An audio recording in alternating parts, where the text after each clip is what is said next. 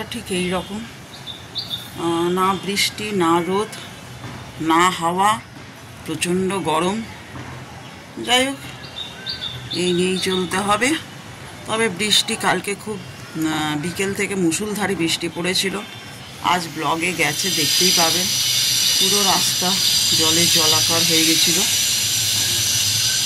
নমস্কার বন্ধুরা, কেমন আছেন? আশা করি ভালোই আছেন। আজ হচ্ছে শনিবার, ঘড়িতে অনেকটাই বাজে, প্রায় 12টা ছুঁই ছুঁই।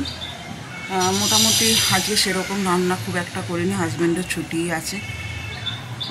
আজকে একটু ওই ভাজা আর ডাল ভাত করেছি, রাতে একটা কিছু করবার ইচ্ছা আছে, সেই জন্যই এবেলাটা একটু হালকাই করলাম। তা এই চলুন দেখিয়ে দিই কী করলাম। কিছুই করিনি, তবু যাই করি দেখাই। কড়াইটি নিয়ে নিয়েছি, কিছুই আজকে কিন্তু দেখানোর নেই, তবুও দেখাচ্ছি।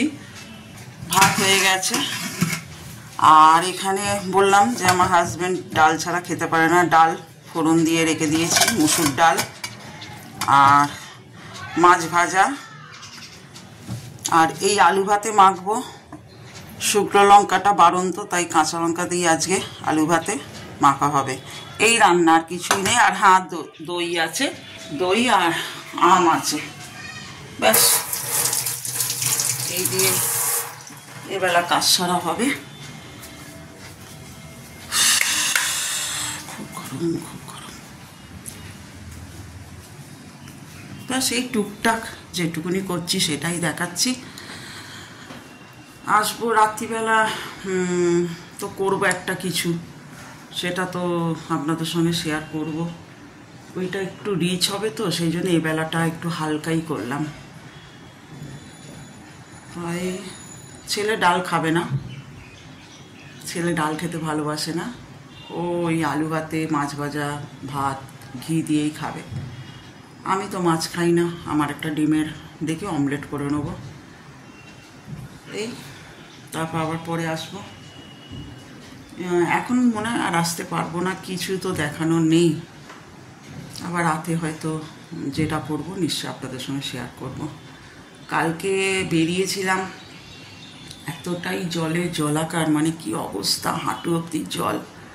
মানে একটু বৃষ্টিতেই এখানে পুরো হাঁটু অবধি জল হয়ে যায়। সেই জল ডিঙিয়ে ডিঙিয়ে দোকান বাজার করেছি তো। আর রাত্রিবেলা এসে পা হাত পাটা কি, গা হাত পা ব্যথা, পাগুলো চুলকে যাচ্ছে। মানে নোংরা জল তো সব নর্দমা থেকে উঠেছে জলগুলো। সে ভালোভাবে যতই ডেটল দিয়ে ধুই না কেন, সুথল দিয়ে ধুই না কেন, একটা কেরম ঘেন্না ঘেন্না লাগে। কিছু করার নেই, বেরোতে হবেই। তাই জন্যই আমার বর্ষাকালটা ভালো লাগে না। এই বর্ষাকালে মানে শান্তিতে বেরোনো যায় না। গরমকালে বাবা শান্তিতে বেরো, থরথর করে ঘামো, বাড়িতে এসে চান করো, গা ধো, যা খুশি করো। বর্ষাকালে বড্ড কী অবস্থা। তারপরে ওই জলের মধ্যে কি না কি থাকবে, কোথায় কি কামড়ে দেবে, ওই এক চিন্তা। যাই হোক, আবার রাতে আসবো। অনেকক্ষণ বাদে এলাম, তা ঘড়িতে প্রায় 7:45 বাজতে চললো। তা বলেছিলাম যে একটা রেসিপি বানাবো, সেই জন্যই চলে এলাম, একটু রিচ হবে। সেই জন্য ওবেলা খুব একটা হালকা ধরনের রান্না করেছি, যদিও আমি খাবো না, কারণ আমি চিকেন মটন খাই না। তা বানাবো হচ্ছে মুর্গ মশালা, সেটা হচ্ছে বাংলাদেশের রান্না। তা আপনাদের সঙ্গে যতখানি পারবো শেয়ার করব। অনেক খাটনি কিন্তু এই রান্নাটা, শুনেই জ্বর আসছে। যাই হোক, রান্না করতে খুব একটা ভালো লাগে না। ছেলের বায়না যে করো মুর্গ মশালা। তা চলুন স্টার্ট করা যাক। 7:45 স্টার্ট করতে চলেছি, জানি না কখন শেষ হবে। চলুন। পোলাও বানানোর জন্য যেরকম যার পরিবারে ফ্যামিলি আছে সেরকম আমি 4টে ডিম আপাতত বসিয়ে দিয়েছি সেদ্ধর জন্য। আর আমি একটা হালকা মানে জাস্ট এমনি কড়াতে দিয়েই নামিয়ে নেবো, এটা ভাজবো। এটা হচ্ছে সামরিচ, এটা হচ্ছে সাজিরে, 2টো জায়ফল আর কিছুটা জয়িত্রী। এইটা আমি হালকা আঁচে একটুখানি নেড়ে গুঁড়ো করে রাখবো। হালকাভাবে একটু কড়াতে নেড়ে নেবো। আচ্ছা, জায়ফলগুলো একটুখানি ভেঙে নিয়েছি, কারণ গোটা গোটা ছিল তো, একটু ভেঙে নিয়েছি, ঠিক আছে। ম্যারিনেট করে রেখেছি টক দই, একটু লাল কি বলে রে বাবা ভুলে যাচ্ছি কেন, লঙ্কার গুঁড়ো আর একটু নুন দিয়ে প্রায় 15 মিনিট ওপর হয়ে গেছে। আর এখন ছত্রাকার, হ্যাঁ আমার রান্নাঘরটা, পেঁয়াজ বেশি করে কাটলাম, তার কারণ হচ্ছে কিছুটা বেরেস্তা হবে আর কিছুটা রান্নায় দেওয়া হবে। আর এইটা আমি একটা প্রথমে বাটছি, সেটা হচ্ছে কাজু বাদাম, অল্প কটা কিশমিশ দিয়েছি আর আমন্ড, এইটা বাটাটা আলাদা হবে। আর কিছু বাটা হবে রসুন আর আদা, এগুলো ছাড়াতে হবে, এখনো ছাড়ানো হয়নি। আর ডিম সেদ্ধটা মোটামুটি হয়ে গেছে। আর যে মশলাটা করেছিলাম সেই মশলাটা অলরেডি গুঁড়ানো হয়ে গেছে। ঠিক আছে, ওকে। আমি না গুঁড়িয়ে যাই রান্না করতে করতে, এত গরম লাগছে। এখন আমি পেঁয়াজ বেরেস্তা করছি। আর পেঁয়াজ বেরেস্তা খুব সুন্দর কুড়মুড়ে হয়, সামান্য অল্প চিনি দিয়ে দেবেন, নুন দেবেন না, তাহলে কুড়মুড়ে হয়। ঠিক আছে, এখন পেঁয়াজ বেরেস্তা করছি।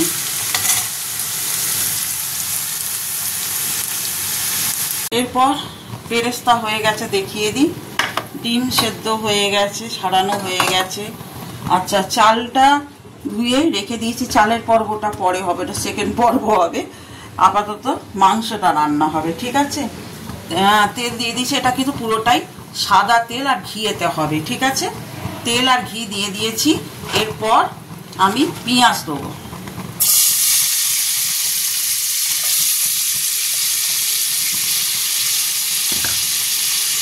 দিয়ে দিয়েছি, ভাজাবো একটু লাল লাল হলে তারপর আমি এই যে আদা রসুন যে বাটাটা করেছি, এটা কিন্তু পুরোটা নয়, অর্ধেকটা দেবো, অর্ধেকটা ভাতে যাবে। আর এইখানে ওই কাজু বাদাম আর আমন্ড, এই 4-5টা কিশমিশ ভেজে রেখেছিলাম, ওইটা মিশ্রণটা রয়েছে বাটাটা। ঠিক আছে, পেঁয়াজটা লাল লাল মতন হয়েছে, বাদামি বাদামি কালার। এরপর এই যে আদা রসুন পেস্টটা যে আছে, অর্ধেকটা দিয়ে দিতে হবে।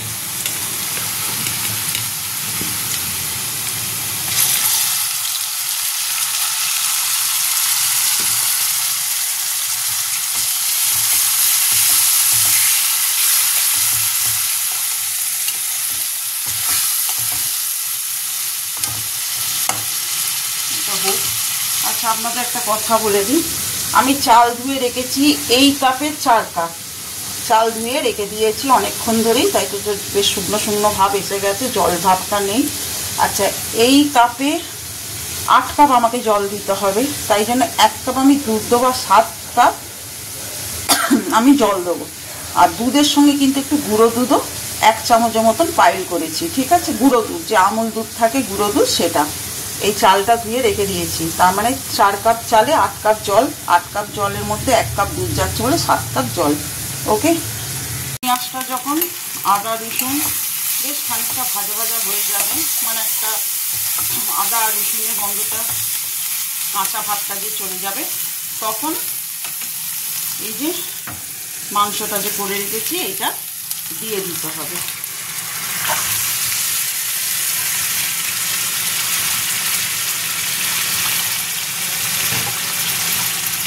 আচ্ছা, আপনাদের দেখাতে ভুলে গেছি, একটু কেওড়ার জল দিয়েছি, গোলাপ জল নয় কিন্তু কেওড়ার জল দিলাম।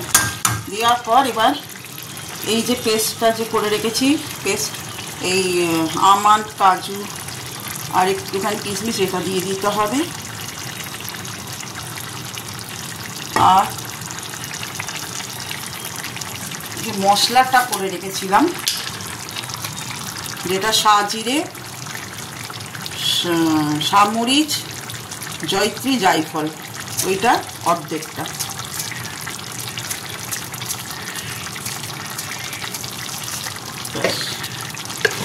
আর একটু সামান্য নুন দিয়েছি।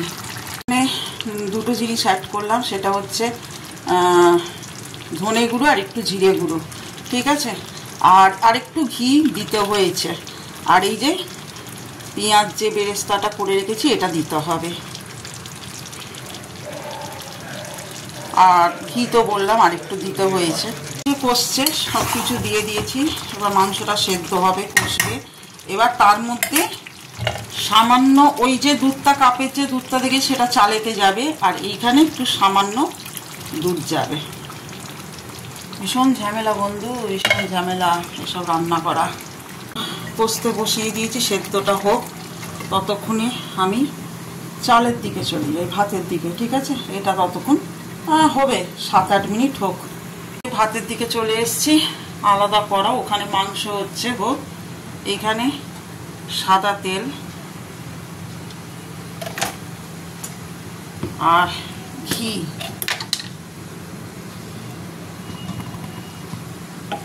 হলো। এরপর গরম মশলা ফোড়ন। আচ্ছা, আমি একটু দুধেতে কেশর ভিজিয়ে দিয়েছি, কারণ লাগবে। এটা দিয়ে দিয়েছি, একটু ভাজা ভাজা হবে। আর তার মধ্যে আমি ওই যে একটু আদা অল্প দিয়ে দেবো। এটা দিয়ে এবার ভাজতে হবে। করছি কত দূর এগুলো সেটা দেখাবো।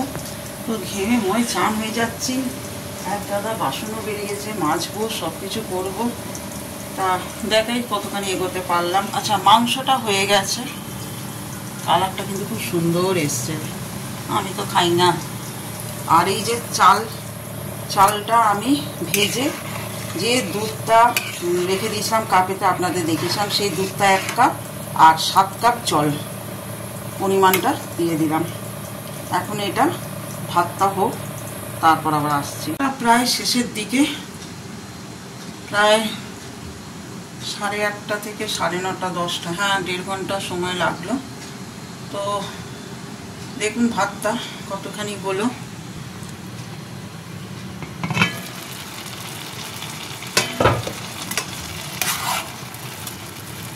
এখনো হবে, এখনো অনেক কাজ বাকি আছে। এই মশলাটা দিতে হবে, বেরেস্তাটা দিতে হবে, কাঁচা লঙ্কা দিতে হবে, এসব, তারপরে ডিম। কিন্তু আমার রান্নাঘর পরিষ্কার করে নিয়েছি আমি, বাসন টাসন মেজে সব মোটামুটি আমার গ্যাস ফ্যাসও পুছে নিয়েছি। কেন হয়ে থাকবে রান্নাঘর, ও খুব কষ্ট হয় আমার ওরকম রান্না করতে। তা রান্নাটা শেষ হলে নিশ্চয়ই আপনাদের লুকটা দেখাবো। আজ বানালাম মুরগ পোলাও। কেমন হয়েছে কিন্তু, দেখতে কেমন হয়েছে, খেতে কি করে বলবো, নিশ্চয়ই আসলে করে খাওয়াবো। যদি ভালো লাগে দেখতে কমেন্টে বলবেন। তা এখনো বাকি আছে। ও হয়ে গেছে রান্নাটা, দেখিয়ে দিই ফাইনাল লুক। এই যে দমে বসিয়ে দিয়েছি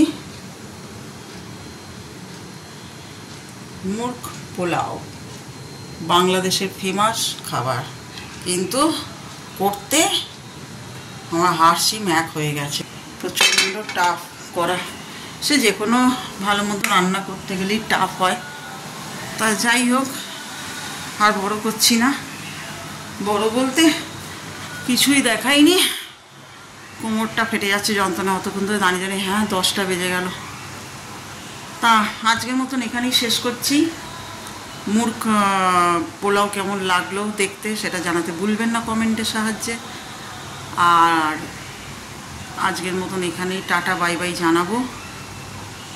সবাই ভালো থাকুন, সুস্থ থাকুন, সাবধানে থাকুন, সচেতন থাকুন, আর হাসতে থাকুন সব সময়। আজকের মতন tata bye, good night. Next ব্লগে দেখা হবে খুব তাড়াতাড়ি। আর কি, আর আমার খাবার কিন্তু এসে গেছে। আমার যে মেয়েটি খাবার দিয়ে যায়, পরোটা দিয়ে গেছে, আলু ভুজিয়া, ভুজিয়া মানে আলু ভাজা দিয়ে গিয়া মেয়ে আজ পরোটা খাউঙ্গি। তো আমার তো রুটি তো গলা দিয়ে নামতে চায় না, পরোটাই আমার খুব